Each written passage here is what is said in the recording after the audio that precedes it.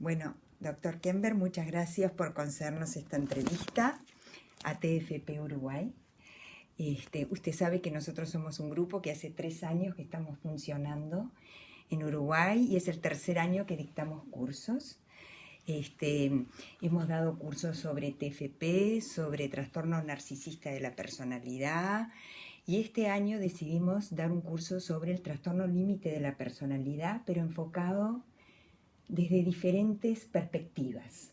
Nos pareció importante, entender sobre la neurociencia de los trastornos límites de la personalidad. Damos un módulo sobre la teoría del apego, sobre la psicofarmacología, también sobre las últimas clasificaciones de los trastornos límites de personalidad, que lo da el doctor Ricardo Bernardi, que dicho sea de paso le manda saludos. Bueno, y queríamos tener, su opinión sobre alguno de estos tópicos. Por ejemplo, empecemos por las neurociencias.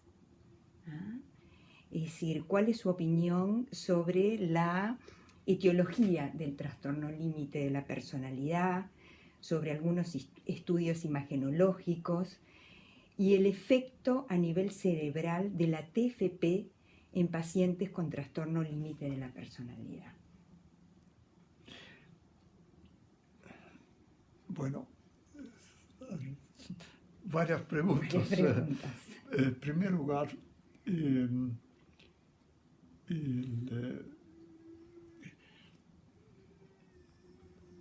los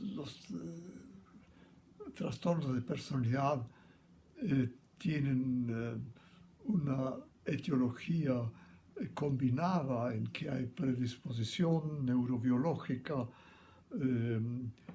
experiencias psicológicas desde el periodo fetal que influye en la formación del sistema nervioso central, influencias ambientales que empiezan con el nacimiento y las relaciones de apego normal y patológico, relaciones familiares y los conflictos intrapsíquicos que se van desarrollando gradualmente y determinan, influencian las estructuras psíquicas que se están desarrollando. Así que no hay una relación entre un factor predisponente por un lado y la patología por el otro. En general, hablando de la estructura limítrofe de la personalidad, de la organización limítrofe de la personalidad, el factor común a todos los factores etiológicos es un aumento excesivo del sector afectivo negativo, agresión, como una experiencia estructurada psicológicamente, cuya intensidad y predominio interfiere con la integración normal entre amor y odio, entre afectos positivos y afectos negativos, llevando a desarrollarse la integridad normal de la personalidad. En trastornos graves de personalidad, esto no sucede por el exceso de disposición agresiva que mantiene una organización basada en la disociación primaria o splitting y todos los mecanismos relacionados con eso. Ahora, este aumento de agresión a su vez tiene múltiples causas. Para empezar, causas genéticas que se traducen en predisposición a un excesivo desarrollo de sistemas afectivos negativos, sistema temor-lucha, lucha-huida, sistema de pánico de separación, que son los principales sistemas negativos y que generan intensa agresión dirigida hacia afuera, hacia sí mismo. Dentro de estas disposiciones genéticas, una de relativos déficit del sistema serotonérgico se ha demostrado que es importante, pero pueden influir otros sistemas hormonales, sistemas de regulación del cortisol, y esos sistemas a su vez pueden afectados por anormalía de la reacción cortisolémica de la madre durante el periodo fetal. Como resultado puede haber un exceso de desarrollo tanto de neurotransmisores envueltos en afectos afectivos negativos, como en las estructuras del sistema nervioso central, envueltas en activación de sistemas afectivos.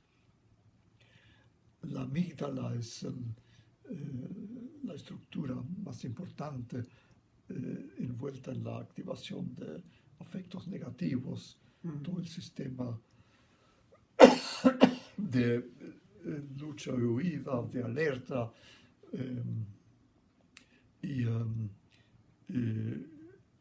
cuando está excesivamente desarrollado, esto se ve en aspectos temperamentales, hiperreactividad, hipersensitividad a experiencias dolorosas o traumáticas. Así que, de un punto de vista práctico, hiperactividad de la amígdala es un aspecto importante neurobiológico de las estructuras del trastorno de personalidad limítrofe. Y nosotros hemos encontrado en nuestra investigación que el tratamiento efectivo de pacientes limítrofes disminuye la hiperactividad de la amígdala y al mismo tiempo corrige otro defecto primario que hemos encontrado, que es una actividad disminuida de la corteza media frontal, especialmente de la unión entre la zona geniculada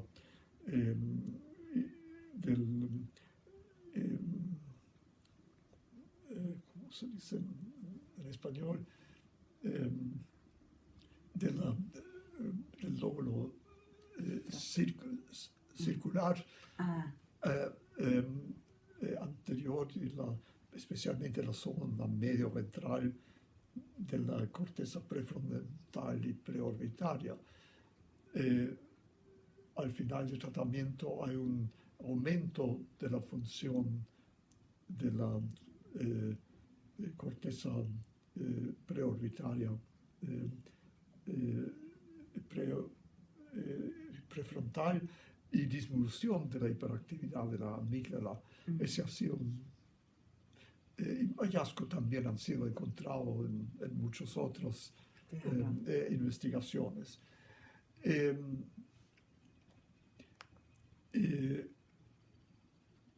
Bueno, la importancia de un punto de vista teórico de nuevos hallazgos neurobiológicos se extiende, por supuesto, mucho más allá. Se expresa en la capacidad que ahora conocemos para una construcción muy rápida de representaciones de sí mismo y de representaciones de otras personas, y de investir estas relaciones con afectos, la capacidad de experienciar plenamente estos afectos desde el momento del nacimiento, de modo que las experiencias en los primeros meses, en los primeros 2 años de vida, llegan a tener una importancia enorme en el desarrollo del sector negativo del aparato mental, de la fuerza relativa de aspecto positivo libidinoso, que es una combinación de sistemas afectivos, de apego erótico y de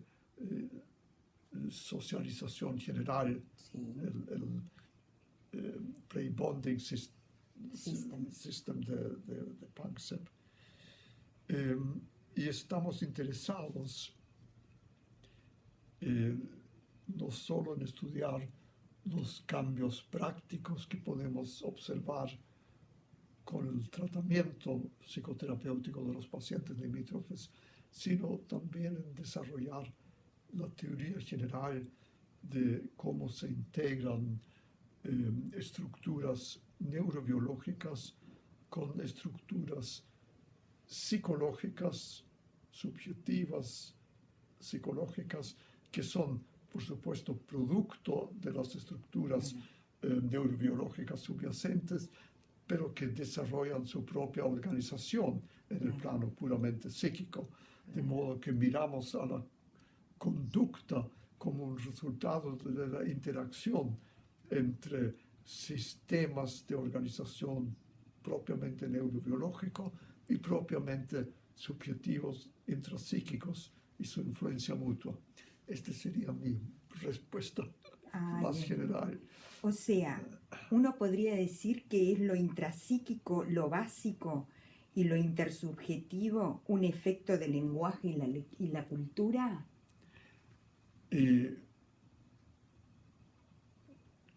La vida intrapsíquica está basado en un potencial neurobiológico de experienciar afectos como sistema motivacional fundamental de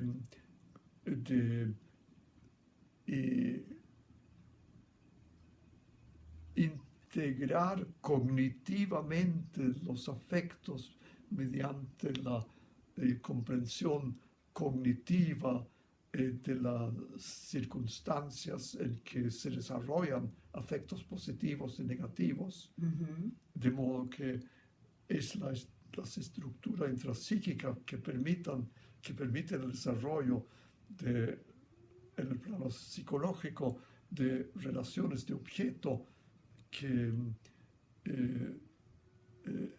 interiorizan las experiencias de interacción, las integran en los sistemas de memoria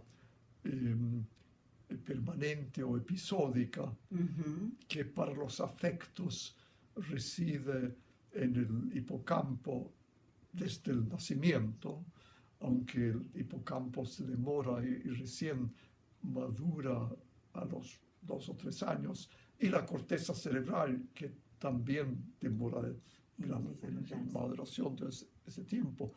De modo que el sistema límbico activa sistemas afectivos que están cognitivamente integrados por la actitud de la corteza. La interacción entre el sistema límbico y corteza termina la capacidad de un mundo intrapsíquico en que evidentemente participa la experiencia de relacionado con la familia, con los padres, la sociedad más adelante, y que es reforzada enormemente por la profundización del sistema de comunicación interpersonal y de establecimiento de memoria episódica permanente a través del lenguaje, de modo que el lenguaje constituye un centro muy fundamental de desarrollo paralelo a la integración de las experiencias psíquicas que lo preceden. Y llega a ser parte integral de la capacidad de simbolización en un nivel complejo. Pero la capacidad de no depende solo del lenguaje, ya existe desde muy temprano la capacidad de ver una experiencia como representación simbólica de todo un conjunto de experiencias. Desde temprano, dice usted. Desde muy temprano, claro. Un niño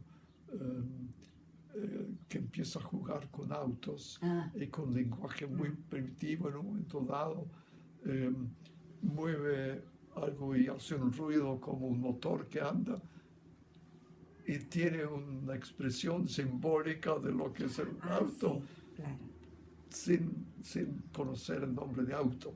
Por supuesto que eso significa, y esto es un conocimiento nuevo que tenemos ahora, que experiencias fundamentales tempranas ayudan a formar representaciones de sí mismo y de objeto y relaciones muy fundamentales que fundamentan el aparato psíquico durante los primeros meses, primeros años de vida, sin que estos ingresen en el inconsciente dinámico, es decir, sin que se mantenga memoria.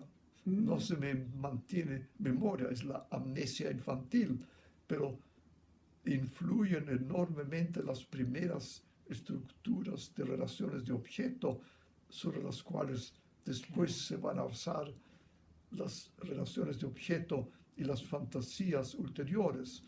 Lo que Melanie Klein y su escuela escribió como fantasías del bebé son reconstrucciones teóricas a base de las fantasías de niños que tienen perfecto lenguaje y pueden ser tratados y analizados,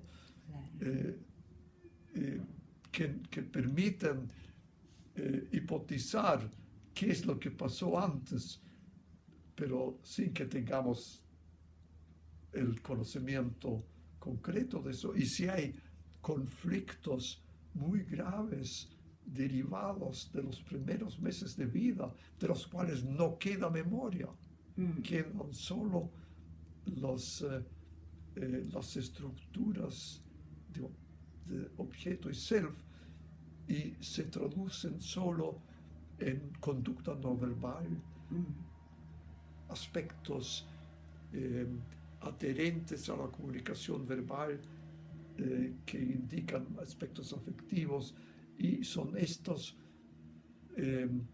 los recuerdos no recordados que están muy de moda en el lenguaje psicoanalítico, el sentido de experiencias muy tempranas que preceden a la entrada al inconsciente dinámicos que implican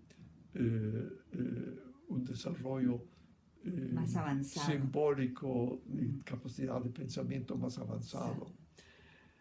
En fin. Roussillon habla de simbolización primaria y simbolización secundaria.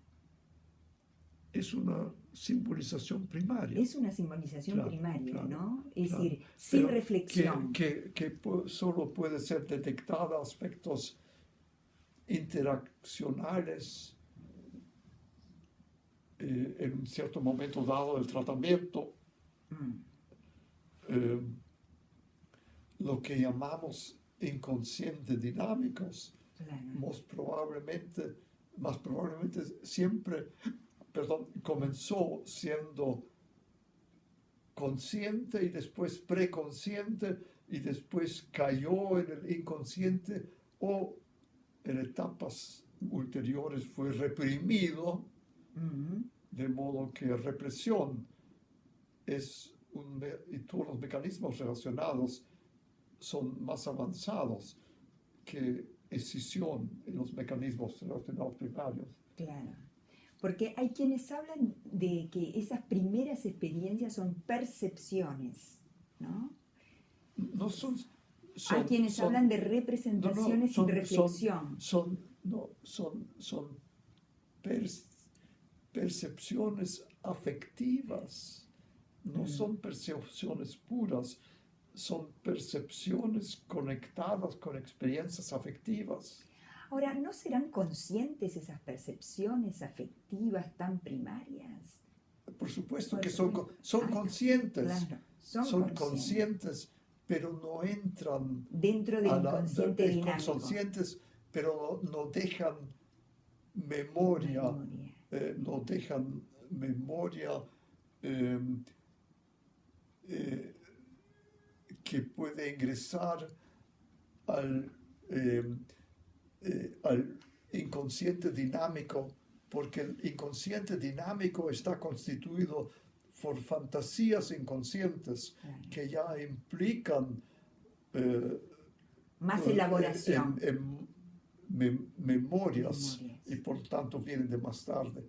Claro. O sea, Freud pensó que primero viene el ello, gradualmente el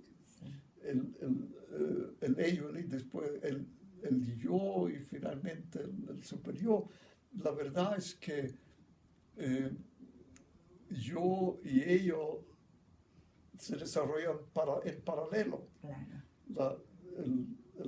Las primeras experiencias psíquicas son conscientes, claro, a pesar de que no dejan rastro, excepto en las estructuras que provocan. Claro. Qué interesante, doctor. Interesante. Bueno, voy a tener que cambiar de tema ahora porque son distintos módulos. Quiero decirlo más para gente de formación kleiniana, como Prominso Medio, que a mi juicio tiene toda la razón Melanie Klein cuando dice que la base estructural de la vida mental son fantasías inconscientes. Yo diría exactamente, y esas fantasías inconscientes siempre son relaciones de objeto que contienen por lo menos una representación de sí mismo, la representación de la otra persona y un estado afectivo que los une de un tipo deseado o temido. De modo que son relaciones diádicas las que constituyen las fantasías inconscientes de Melanie Klein. Bien, bien. Doctor, ¿usted piensa que, digamos, hay una percepción del otro como un otro en momentos muy primarios del bebé? Ante condiciones normales, sí. El bebé rápidamente empieza a construir imagen de una persona viva de afuera con quien está interactuando. El bebé, desde luego el bebé reconoce la voz de la madre, el olor de la madre, desde los primeros días de vida. ¿Como un otro diferente? ¿Como un otro diferente? Claro, que reconoce y que recibe con mucho agrado. Existe un bebé después de 6 a 8 semanas es capaz de una transferencia sensorial. Los experimentos en que se le muestra, se le pone, sin que él vea, se le pone o una bola en la boca o un cubo, sin que lo vea, ¿no? Después de eso se le muestra un cubo y una bola, y según lo que haya tenido en la boca, mira más cubo o bola. O sea, es capaz de traducir de una sensación a otra. Así que las capacidades de reconocer la otra persona empiezan muy, muy temprano y se empiezan a construir al mismo tiempo. No es que el bebé primero sea autista y gradualmente descubre las dos cosas simultáneamente. Y hay la zona, la estructura de la corteza prefrontal dorso-lateral se especializa en recoger las percepciones del mundo externo y analizarlas, mientras que la zona medio-ventral de la corteza prefrontal y preorbitaria explora y se organiza las experiencias de sí mismo que se activan en la interacción con la otra persona bajo el efecto de necesidades fisiológicas. Así que se empieza a construir muy rápidamente un mundo interpersonal que se internaliza en la forma de memorias afectivas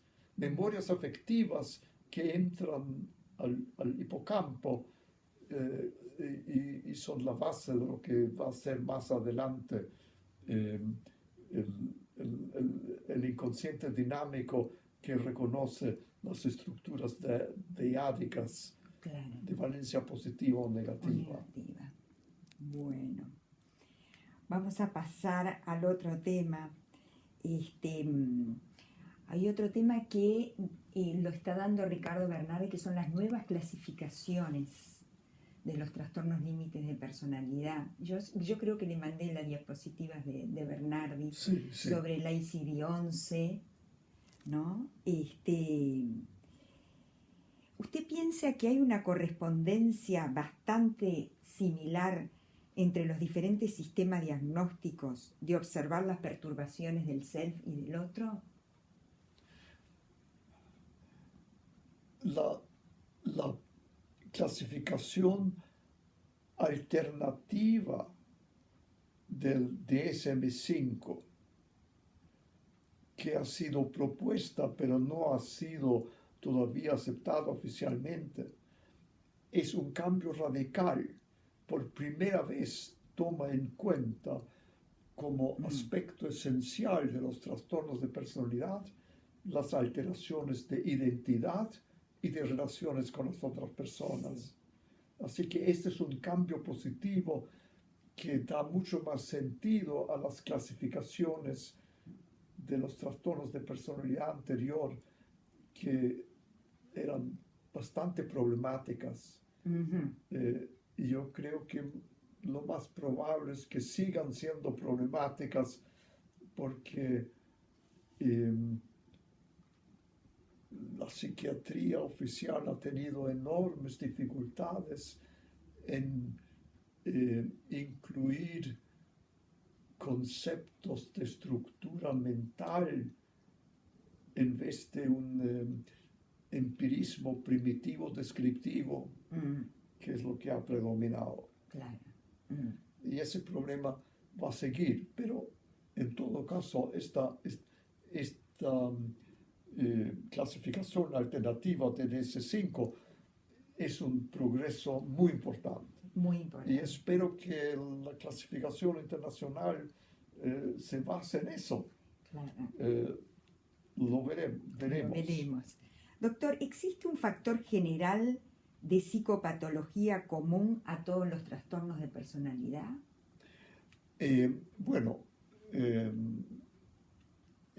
Estas son una de las preguntas que se hace el doctor Bernardi, ¿no? Claro. Hay investigación empírica que indica que existe este factor G común a los trastornos de personalidad y relacionado con la gravedad. Y ese factor general yo creo que corresponde a la organización limítrofe de personalidad. Así que yo creo que un factor común es precisamente ese aspecto común que ha sido ignorado por las clasificaciones anteriores. Y creo que se está incorporando ahora. Y se está incorporando. Sí. ¿Y existen mecanismos neurobiológicos comunes a todos los trastornos de personalidad? Por ejemplo, fallas en el control frontal sobre el sistema límbico. Yo creo que eso es probablemente una predisposición general, pero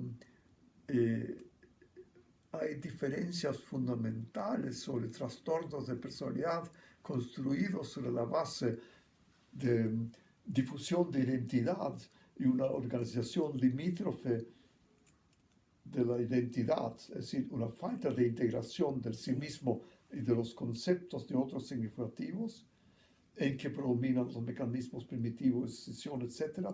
Y las etapas más avanzadas en que un yo integrado, relacionado con objetos integrados en un mundo interior, permite una unificación de la experiencia de sí mismo que es protegida por mecanismos de represión y la consolidación de un verdadero inconsciente dinámico, porque en las estructuras primitivas el inconsciente dinámico se refleja a través de escisiones entre estados de concienciación contradictorios.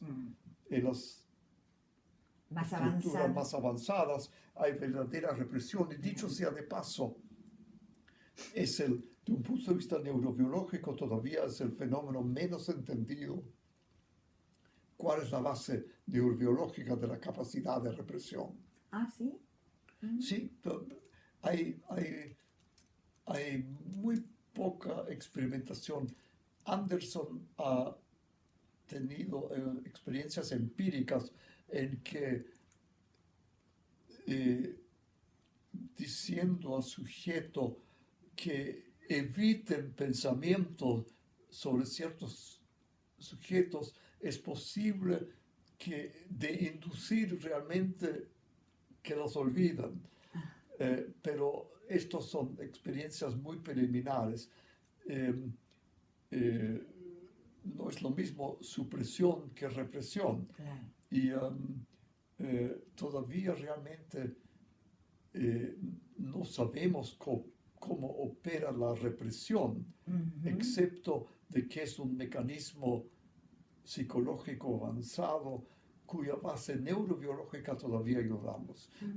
Las bases neurobiológicas de la escisión son bastante claras. Los sistemas de afectos tienen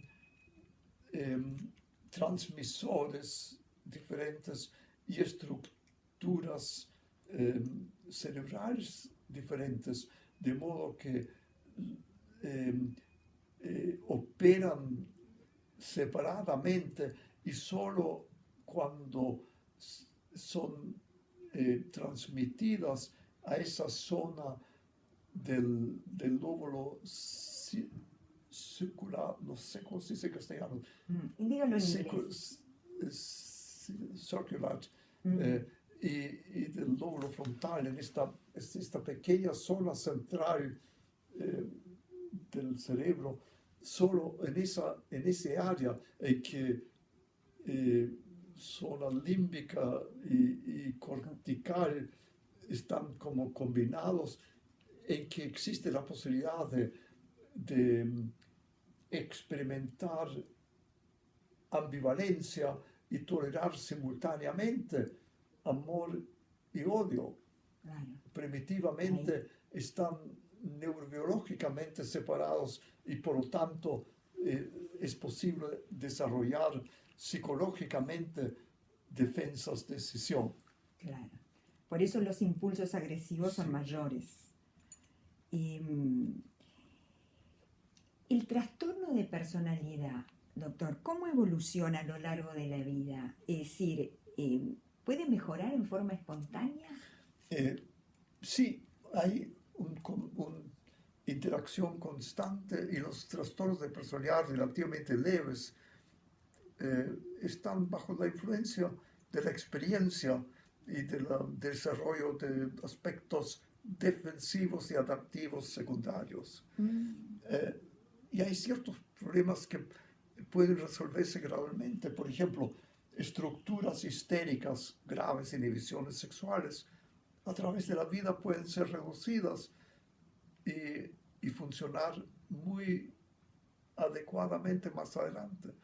En cambio, otras estructuras tienen efectos nefastos. La estructura narcisista, que depende de un sentido de superioridad, grandiosidad personal, es afectado negativamente por las limitaciones que la vida a la claro, larga, claro, eh, enfermedad, eh, jubilación, eh, claro, problemas de toda índole, y la soledad creciente de estructuras narcisistas implica un aislamiento social creciente que es afecta, patógeno, claro, y además la destrucción inconsciente del tiempo, de la experiencia del tiempo de las estructuras narcisistas, hace que la vida parece desaparecer sin que uno ha vivido. claro, Así que estructuras narcisistas funcionan mucho peor a la larga. claro. Pacientes con estructuras paranoideas que llegan a la vejez y están más aislados, pueden estar mejor porque ya están, pueden vivir por sí solos y no Claro, tienen que no, interactuar con el demasiado. mundo. Así que diferentes estructuras de personalidad evolucionan en forma diferente de acuerdo a la estructura misma y a las experiencias psicológicas y sociales a que Claro, está pero, sometido el individuo. pero cuando uno dice que puede mejorar espontáneamente por sí sola, estaríamos hablando de un nivel alto, ¿no? De trastorno de Sí. personalidad. No creo que un Y, nivel y, bajo, un y, narcisismo maligno pueda evolucionar por sí solo, ¿no? y, bueno, y, y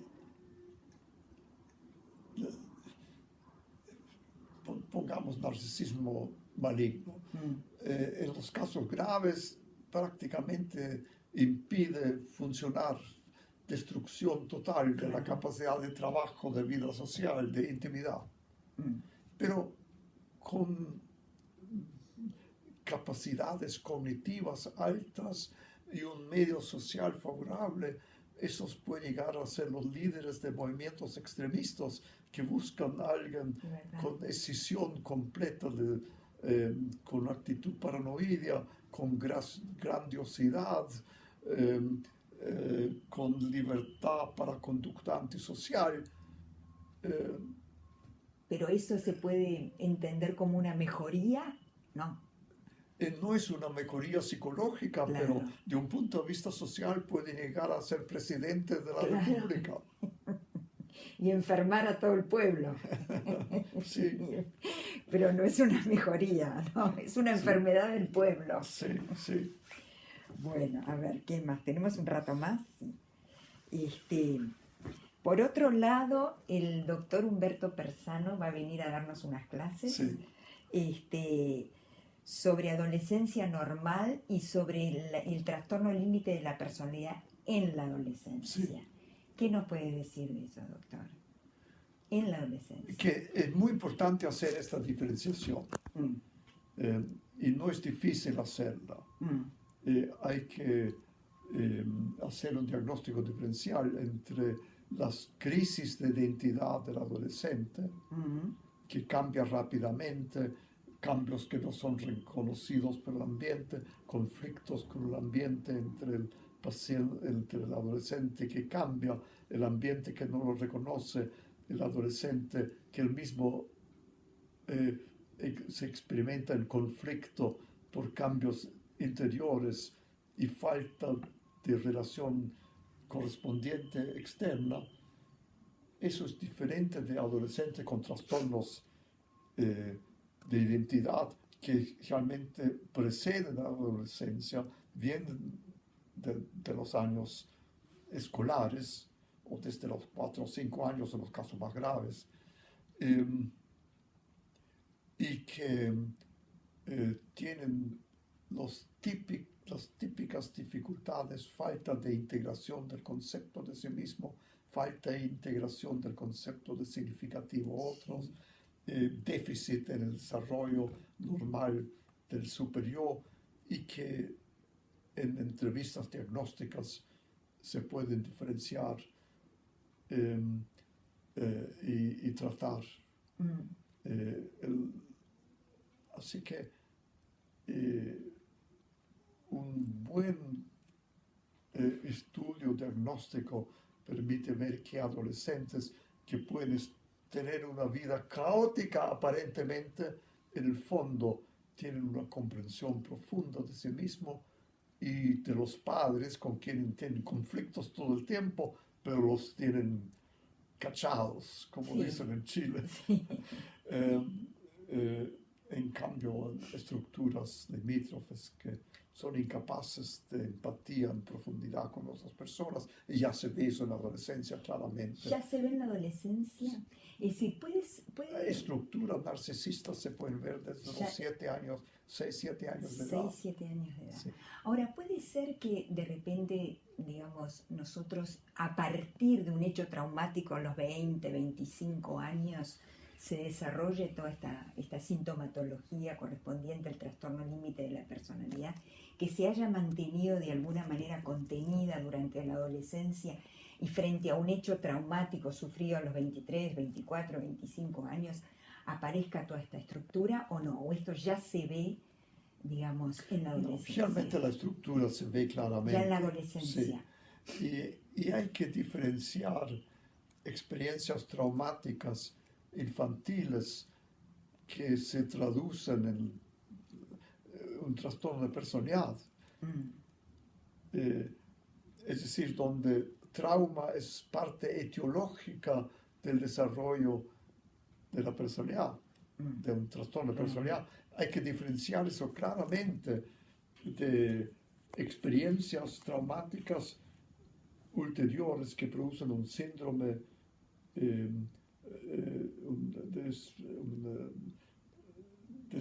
desorden, sí, ya, desorganizativo. ya,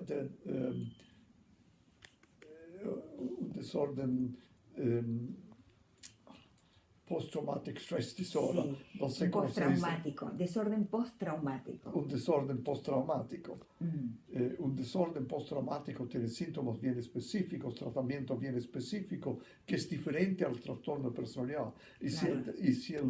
si el trastorno traumático ha tenido una función etiológica del pasado, ahora el tratamiento es del trastorno de personalidad, no del trastorno traumático del pasado. Claro, claro.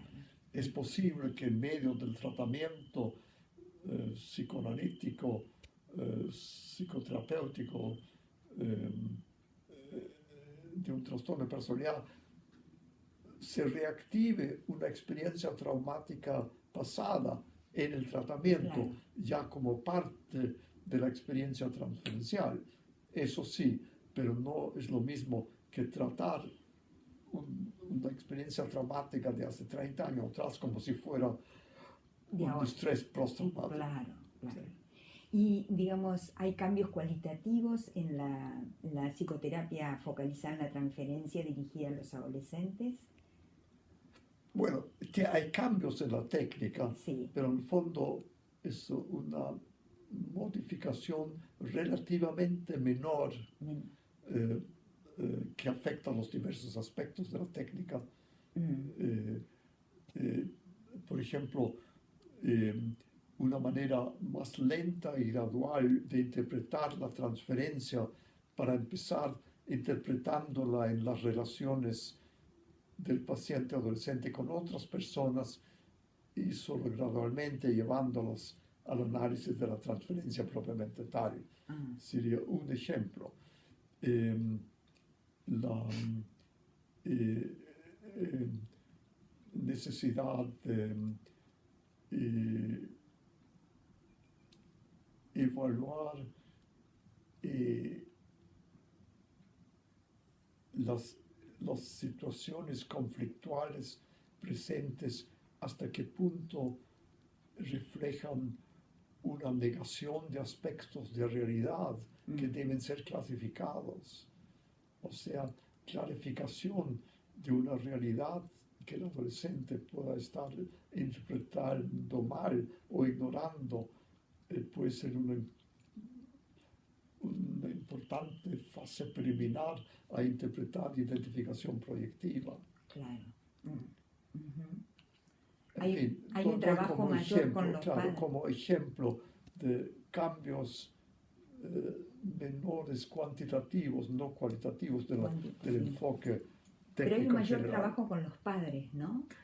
Y la necesidad de trabajar con los padres, el efecto de que la estructuración del tratamiento exija intervenciones no técnicamente neutrales con mucho más frecuencia, Ajá, que enseguida tienen que ser examinados en la psicoterapia. Sí, claro, así que neutralidad técnica es mucho más compleja de establecer y mantener y analizar. claro, en estos casos, Sí, ahí está. Y otra de las, otro de los módulos está a cargo del doctor Valenciano desde España, que nos va a hablar del diagnóstico de trastorno antisocial de la personalidad. Y él sí, dice que el diagnóstico diferencial entre el trastorno antisocial, el síndrome del narcisismo maligno, el trastorno narcisista de la personalidad con rasgos antisociales y el trastorno límite con rasgos antisociales es un diagnóstico que exige mucha finura. sí. Estoy totalmente de acuerdo, exactamente. Yo lo pondría en las mismas palabras. Ajá. Bueno, muy bien, doctor. Ok. Ok. Ay, muchísimas gracias, doctor.